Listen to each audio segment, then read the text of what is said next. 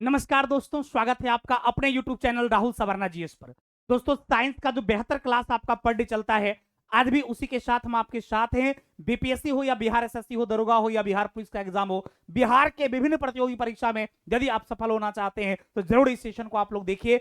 और नए हैं तो चैनल को सब्सक्राइब कर लीजिए ताकि हर दिन आपको साइंस का एक बेहतर क्लास मिल सके। इसमें आपका क्वेश्चन बैंक और लेटेस्ट मॉडरेट क्वेश्चन जो आपसे एग्जाम में पूछे जाता है, इन विशेष क्वेश्चन का यहां पर संग्रह रहता है। तो चलिए आइए दोस्त, क्वेश्चन भी देखते जाते हैं। और आप लोगों से रिक्वेस्ट है, जितने भी स्टूडेंट्स इस सेशन को देख रहे हैं, आप क्वेश्चन को देखने के साथ साथ आंसर कमेंट जरूर करें, ताकि क्या होगा कि आपका कॉन्फिडेंस बढ़ेगा। यदि सही होगा और गलत होगा तो आपको सीखने का मौका मिलेगा। तो चलिए आइए देखते हैं।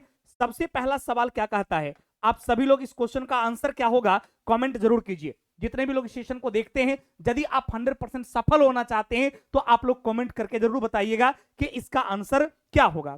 चलिए मेरे दोस्त, पहला क्वेश्चन कहता है कि राइबोसोम निम्नलिखित में से किसके लिए कार्यस्थल है। इन द सेंस आपसे यह पूछा कि आपका जो राइबोसोम, जिसको आप इंग्लिश में राइबोसोम कहते हैं, ये राइबोसोम जो है किसके लिए कार्यस्थल है, अर्थात राइबोसोम से होता क्या है। तो सबसे पहले मैं आपको बता दूं, ये राइबोसोम जो है एक स्पोर्स जैसी संरचना होती है सेल के अंदर, यानी कोशिका के अंदर। आप पिक्चर को देखेंगे तो आप एकदम ध्यान दीजिएगा कि कोशिका के अंदर बहुत सारे छोटे छोटे ऑर्गन्स हैं, जिसको सेल ऑर्गन कहा जाता है, अर्थात उसको कोशिकांग कहा जाता है। तो इस कोशिकांग में जो आपका राइबोसोम है, इसका स्ट्रक्चर इसी तरीका का होता है। यानी ये स्ट्रक्चर किस चीज का हो गया भाई, तो ये आपके राइबोसोम का स्ट्रक्चर है। और इसका कार्य क्या होता है, तो इसका कार्य होता है प्रोटीन का संश्लेषण करना। इसका संश्लेषण भाई, ये प्रोटीन का जो है ये संश्लेषण करने का काम करता है। अतः आपका आंसर क्या हो गया भाई, आंसर आपका ऑप्शन नंबर ए हो गया। यानी राइबोसोम का काम क्या हो गया, तो प्रोटीन का संश्लेषण करना। और दूसरी सबसे बहुत महत्वपूर्ण बात यह है कि राइबोसोम से रिलेटेड जो बातें पूछी जाती है वो पूछी ये जाती है कि राइबोसोम का क्या उपनाम है। जैसे बहुत सारे कोशिकांग का अपना अपना उपनाम है। जैसे मैं लाइसोसोम की बात करूं, यदि इंडोप्लाज्मिक रेटिकुलम की बात करूं, गोल्गी बॉडी की बात करूं, या माइटोकॉन्ड्रिया की बात करूं, या न्यूक्लियस की बात करूं, या राइबोसोम का, सबका अपना अपना क्या है, एक खास उपनाम है। इसी तरीके से राइबोसोम का जो उपनाम है, इसको कहा जाता है प्रोटीन की फैक्ट्री।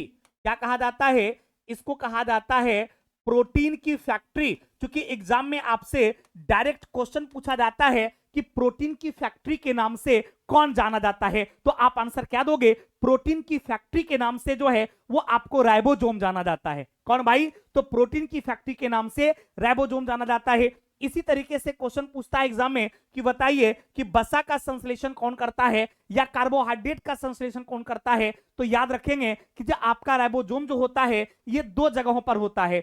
ये कहां होता है, तो ये एक अलग पोजीशन होता है सेल में, और एक इंडोप्लाज्मिक रेटिकुलम के ऊपर होता है। तो जब राइबोसोम इंडोप्लाज्मिक रेटिकुलम के ऊपर रहता है तो उसको रफ इंडोप्लाज्मिक रेटिकुलम कहा जाता है। अर्थात इस प्रोटीन का जो ये संश्लेषण होता है वो आपको रफ इंडोप्लाज्मिक रेटिकुलम पे होता है। कहां होता भाई, तो रफ इंडोप्लाज्मिक रेटिकुलम में होता है, जिस पर कि आपको राइबोसोम प्रेजेंट रहता है। लेकिन यदि मैं आपसे वसा की बात करूं तो आपका जो स्मूथ इंडोप्लाज्मिक का रेटिकुलम है, इस स्मूथ इंडोप्लाज्मिक रेटिकुलम पे जो है आपका क्या रहता है, तो आपका ये राइबोसोम नहीं रहता है। कहां नहीं रहता है, तो स्मूथ इंडोप्लाज्मिक रेटिकुलम जो है उस पे आपका राइबोसोम नहीं रहता है। अर्थात वहां संश्लेषण किसका होता है, तो इस स्मूथ इंडोप्लाज्मिक रेटिकुलम में संश्लेषण जो है ये वसा और कार्बोहाइड्रेट का होता है। किसका होता है भाई, तो वसा और कार्बोहाइड्रेट का संश्लेषण जो होता है वो आपका स्मूथ इंडोप्लाज्मिक रेटिकुलम में होता है। कहां होता है भाई,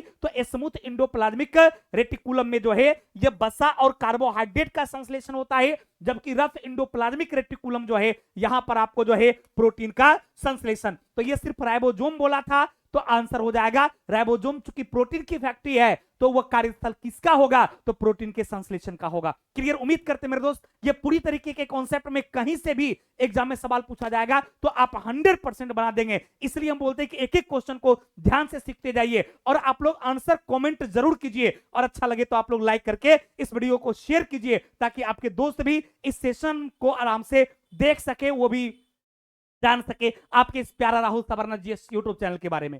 दूसरी सबसे बड़ी बात यहां पर क्या है कि आपसे क्वेश्चन पूछा जाता है कि माइटोकॉन्ड्रिया का क्या उपनाम है, तो ध्यान रखेंगे माइटोकॉन्ड्रिया जो है उसको पावर हाउस ऑफ सेल कहा जाता है। लाइसोसोम को जो है सुसाइड बैग अर्थात आत्महत्या की थैली कहा जाता है। न्यूक्लियस को ब्रेन ऑफ सेल अर्थात कोशिका का मस्तिष्क कहा जाता है। तो ये चार चीज बहुत इंपॉर्टेंट है जिससे संबंधित सवाल आपसे एग्जाम में पूछी जाती है। एक ब्रेन ऑफ सेल के बारे में, एक सुसाइड बैग के बारे में, एक फैक्ट्री ऑफ प्रोटीन के बारे में और एक पावर हाउस ऑफ सेल के बारे में। तो ये चारों में किसका किसका उपनाम क्या है ये चीज आप जरूर ध्यान में रखेंगे, क्योंकि आपसे ना जाने अगले एग्जाम में इस तरह का क्वेश्चन पूछा जाए और ये एक क्वेश्चन आपकी तकदीर और तस्वीर को बदल देगी। क्लियर बाबू? चलते हैं अगले प्रश्न पर। अगला प्रश्न कहता है कि निम्नलिखित कथनों में से कौन सा सही है? पादप सूर्य के प्रकाश से प्राप्त ऊर्जा को कार्बोहाइड्रेट के रूप में संग्रहित भोजन में परिवर्तित करता है। एकदम जो है ये बिल्कुल क्या है, सही है। यानी आपका पहला स्टेटमेंट जो है ये एकदम सही है। दूसरा कि पादपों में पर्णहरित होता है, बिल्कुल सही है, क्योंकि ये पर्णहरित जो है इसी पर्णहरित की वजह से पेड़ पौधे की पत्तियां जो है, इस पत्ती का रंग कैसा होता है, तो पत्ती का रंग जो है ये हरा होता है। यदि प्लांट्स में यह पर्णहरित नहीं पाया जाता तो पेड़ पौधे की पत्ती का कलर हरा नहीं होता। तो आपका ये स्टेटमेंट भी सही है। तो पहला भी सही है, दूसरा भी सही है। अगला है पादप कोशिका में कोशिका भित्ति नहीं पाई जाती है। यह गलत है, क्योंकि आपको पता है कि पादप कोशिका में ही कोशिका भित्ति पाई जाती है, एनिमल सेल में कोशिका भित्ति नहीं पाई जाती है। तो यह स्टेटमेंट आपका गलत है। तो पहला और दूसरा सही है। तो केवल एक सही है? बिल्कुल नहीं, केवल एक और दो सही है। एकदम 100% आपका आंसर सही है और आपने यहां पर इसकी कॉन्सेप्ट को भी समझ लिया। कोई कंफ्यूजन? क्योंकि सेल वॉल जो है, कोशिका भित्ति को इंग्लिश में कहा जाता है सेल वॉल, और ये जो आपका सेल वॉल है ये कहां पाया जाता है, तो ये आपका प्लांट सेल में। सेल वॉल किसमें पाया जाता है, तो आपका प्लांट सेल का जो सबसे आउटर भाग होता है उसी को सेल वॉल कहा जाता है। और याद रखिएगा आपका जो एनिमल सेल है, इस एनिमल सेल के आउटर भाग को क्या कहा जाता है, तो इसको सेल मेम्ब्रेन, इसको सेल मेम्ब्रेन कहा जाता है, यानी कोशिका झिल्ली कहा जाता है। तो ध्यान रखना है, क्वेश्चन पूछेगा कि जंतु कोशिका के सबसे बाहरी भाग को क्या कहा जाता है, तो जंतु कोशिका के सबसे बाहरी भाग को कोशिका झिल्ली के नाम से जाना जाता है। पूछा जाएगा प्लांट कोशिका के सबसे बाहरी भाग को क्या कहा जाता है, कोशिका भित्ति कहा जाता है। कोशिका भित्ति सिर्फ पादप कोशिका में पाई जाती है, जबकि कोशिका झिल्ली एनिमल सेल और प्लांट सेल दोनों में पाया जाता है। तो क्लियर हो गया, ये स्टेटमेंट आपका गलत था। तो आंसर हो गया केवल एक और दो।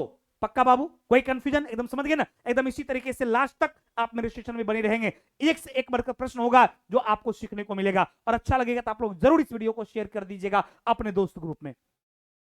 अगला, कौन सा जीव त्वचा से सांस लेता है? यदि हम सांप की बात करते हैं तो सांप में सिर्फ एक छोटा सा छिद्र होता है जिसको क्लोम कहा जाता है। अर्थात सांप किससे सांस लेता है, तो ये आपका क्लोम से लेता है।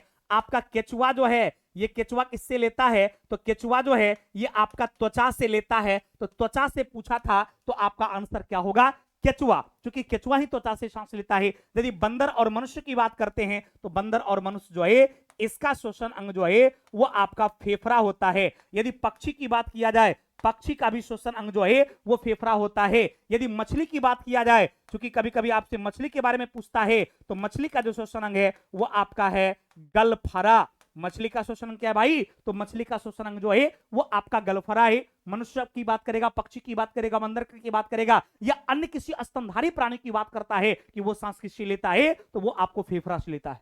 क्लियर भाई? चलिए, एकदम कोई कंफ्यूजन किसी को भी, एकदम पार्ट पार्ट आप लोग कमेंट करते जाइए। आंसर क्वेश्चन का क्या होगा आप लोग जरूर कमेंट करके आंसर दिया कीजिए।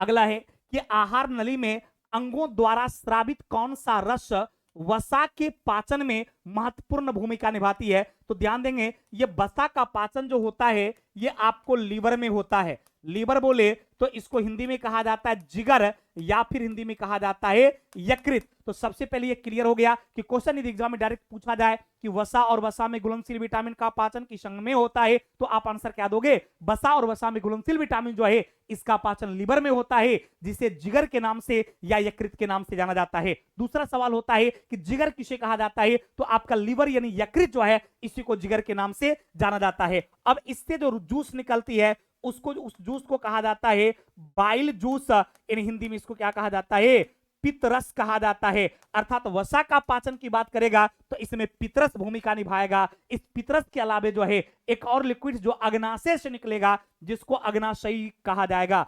अग्नाशयी, अग्नाशयी द्रव जो है कहा जाएगा। यानी पितरस और अग्नाशयी द्रव जो है ये दोनों मिलकर जो है किसका पाचन करता है, तो ये दोनों मिलकर जो है वसा और वसा में घुलनशील विटामिन का पाचन करता है। तो आंसर हो जाएगा अग्नाई रस और लार। ये तो करता है भाई लेकिन ये नहीं करता है तो आंसर नहीं होगा। हाइड्रोक्लोरिक एसिड किसका पाचन करेगा भाई, तो हाइड्रोक्लोरिक एसिड जो है प्रोटीन का पाचन करता है। किसका भाई, प्रोटीन का। याद रखिएगा एग्जाम में सवाल पूछता है कि हाइड्रोक्लोरिक एसिड के माध्यम से किसका डाइजेशन होता है, तो प्रोटीन का होता है। ये भी नहीं होगा। अगला पितरस और अग्नाशयी रस, मैंने अभी आपको बताया कि पितरस और अग्नाशयी रस के माध्यम से जो है वो आपको वसा का अर्थात फैट का डाइजेशन होता है, इसलिए आंसर हो गया ऑप्शन नंबर सी। अब यहां लार की बात करता है तो आपको पता है लार के माध्यम से कार्बोहाइड्रेट का, कार्बोहाइड्रेट का पाचन कौन करता है भाई, तो कार्बोहाइड्रेट का पाचन जो है वो लार के द्वारा होता है और हाइड्रोक्लोरिक एसिड का यूज से जो है ये प्रोटीन का डाइजेशन होता है। तो याद रखिएगा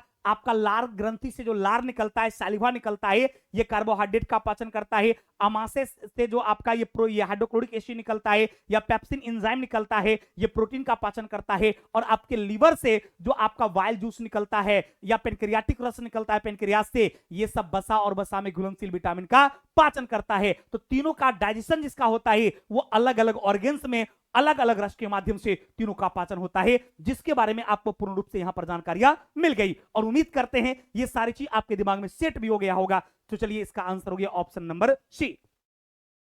अगला कहता है कि निम्नलिखित में से किस जलीय जंतु में गलफरे नहीं होते हैं।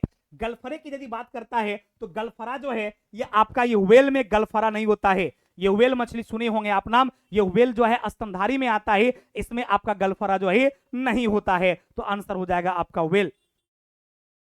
अगला है कि एक वस्तु को का अपवर्तनांक सूचकांक जो है वो 1.5 सेंटीमीटर है, यानी 1.5 है। तो आपको म्यू का मान कितना हो गया, तो म्यू का मान 1.5 हो गया। कहता कांच के बने दोहरे उत्तल लेंस के सामने 10 सेंटीमीटर की दूरी पर वस्तु है, यानी यू का मान वस्तु दूरी क्या हो गया, -10 सेंटीमीटर हो गया। फिर कहता है लेंस की वक्रता त्रिज्या, दोनों त्रिज्याएं परिणाम 20 सेंटीमीटर, यानी R1 का मान जो है ये आपका 20 सेंटीमीटर है। तो R2 का मान क्या होगा, -20 सेंटीमीटर।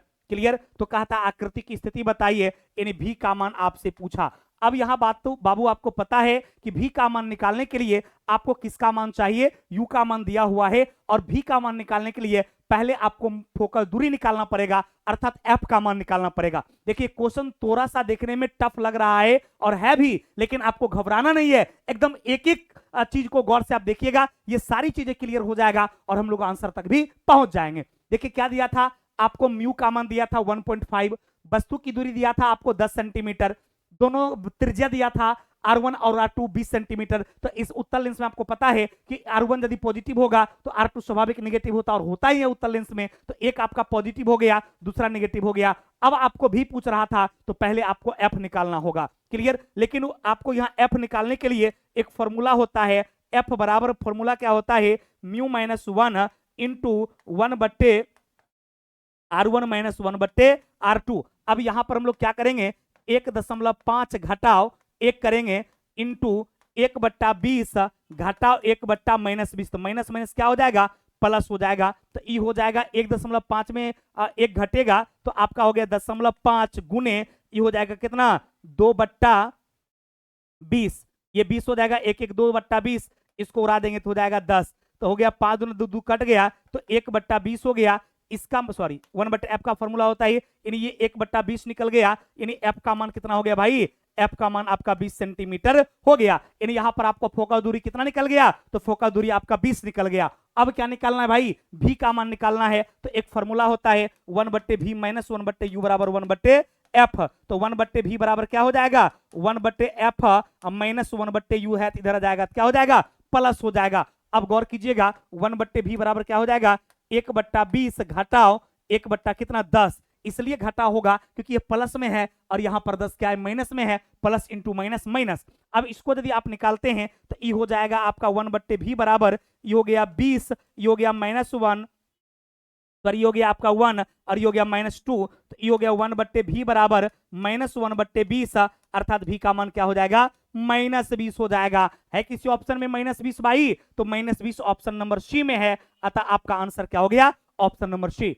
अब देखिए बात यहां पर आई कि सर यही क्वेश्चन तो थोड़ा ज्यादा टफ हो गया, लेकिन ये बहुत ही ज्यादा इंपॉर्टेंट है, वेरी वेरी इंपॉर्टेंट क्वेश्चन है, अतः एक बार फिर से हम लोग इसको देखने का काम करेंगे, समझने का काम करेंगे। ये 2 स्टेप अंदर का क्वेश्चन था। क्वेश्चन ये क्या था मेरे दोस्त, ये क्वेश्चन कहा दिया था कि इसमें आपको अपवर्तनक सूचकांक दिया हुआ है और उसका वैल्यू कितना है भाई, तो 1.5 है। तो क्लियर है कि म्यू का मान कितना दे दिया भाई, 1.5। फिर वस्तु की दूरी दे दिया और पता उत्तल लेंस है, तो उत्तल लेंस में वस्तु दूरी क्या होती है, निगेटिव होती है। तो ये 10 सेंटीमीटर है, तो आपको पता है उत्तल लेंस की वस्तु दूरी निगेटिव होती है, तो यू का मान क्या हो जाएगा भाई, -10 सेंटीमीटर हो जाएगा। फिर कहता है इस लेंस की वक्रता त्रिज्या, इन दोनों त्रिज्या का परिणाम 20 सेंटीमीटर है, तो आपको पता उत्तल लेंस में एक वक्रता त्रिज्या पॉजिटिव और दूसरा नेगेटिव होता है। तो आपके सामने है R1 यदि 20 सेंटीमीटर होगा तो R2 क्या हो जाएगा, -20 सेंटीमीटर हो जाएगा। अब पूछ क्या रहा था भी, तो ये चीज आपको सोचना है कि भी का मान निकालने के लिए क्या होगा, तो लेंस में आपने एक सूत्र पढ़ा होगा 1/v - 1/u बराबर 1/f। ये सूत्र किसका, लेंस का है। तो अब यहां से हम लोग क्या सोचे कि f का मान निकालते हैं, तो 1/f बराबर फॉर्मूला है म्यू -1 इंटू 1/r1 - 1/r2। इस तरीके को सॉल्व करके मैंने f का मान कितना निकाल लिया,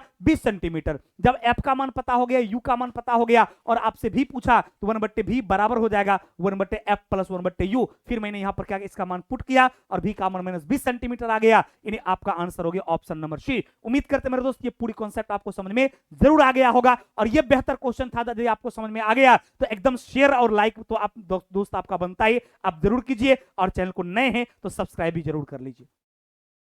अगला क्वेश्चन है, रेफ्रिजरेटर वह प्रक्रिया है जिसमें क्या होता है, आपका रेफ्रिजरेटर जो है इसमें कीटाणुओं की वृद्धि दर क्या हो जाती है, घट जाती है। तो ये कीटाणु मर जाते नहीं, कीटाणुओं की वृद्धि दर जो है ये कम हो जाती है। यही कारण है कि यदि आप खाने वाले भोज्य पदार्थ को, यानी खाने वाली सामग्री को यदि आप रेफ्रिजरेटर में रखते हैं तो वह अधिक दिनों तक सुरक्षित रहता है, क्योंकि जो आपका बैक्टीरिया, वायरस या फंगस जो आपके भोजन को खराब कर सकता है उसकी वृद्धि की दर उसमें काफी नियत रहती है, काफी कम रहती है और आपका भोजन अधिक दिन तक सुरक्षित रहता है। तो इसलिए आंसर हो जाएगा ऑप्शन नंबर बी। इन रेफ्रिजरेटर की वो क्रियाएं हैं जिसमें क्या होता है, कीटाणु का वृद्धि जो है वो काफी स्लो रहता है, काफी कम होता है और आपका भोजन अधिक दिन तक सुरक्षित रह पाता है।